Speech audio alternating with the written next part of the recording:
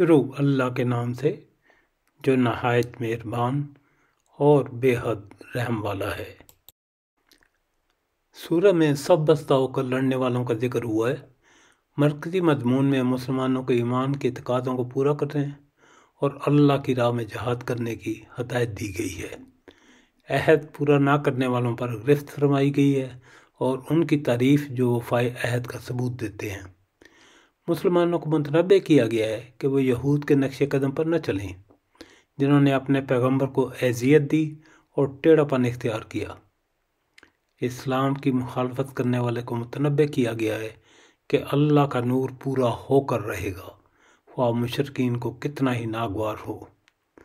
حضرت عیسیٰ علیہ السلام کے مخلص ساتھیوں کو مثال پیش کر کے اہل ایمان کو اللہ کے دین کے مددگار بننے کی دعوت دی گئی ہے۔ زمین اور آسمان کی ہر چیز اللہ تعالیٰ کی پاکی بیان کرتی ہے، وہی غالب حکمت والا ہے۔ اے ایمان والو، تم وہ بات کیوں کہتے ہو جو کرتے نہیں؟ تم جو کرتے نہیں اس کا کہنا اللہ تعالیٰ کے نزدیک سخت ناپسندیدہ ہے۔ بے شک اللہ تعالیٰ ان لوگوں سے محبت کرتا ہے جو اس کی راہ میں صف بستہ جہاد کرتے ہیں، گویا وہ سیسا پلائی ہوئی عمارت ہیں۔ اور یاد کرو جب کہ موسیٰ نے اپنی قوم سے کہا، اے میری قوم کے لوگو، تم مجھے کیوں ستا رہے ہو؟ حالانکہ تمہیں بخوبی معلوم ہے کہ میں تمہاری جانب اللہ کا رسول ہوں۔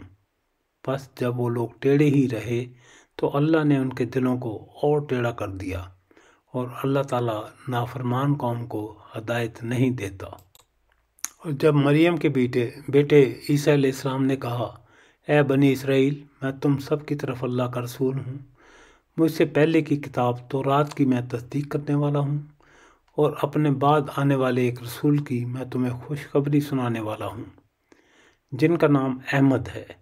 پھر جب وہ ان کے پاس کھلی دلیلیں لائے تو یہ کہنے لگے، یہ تو کھلا جادو ہے۔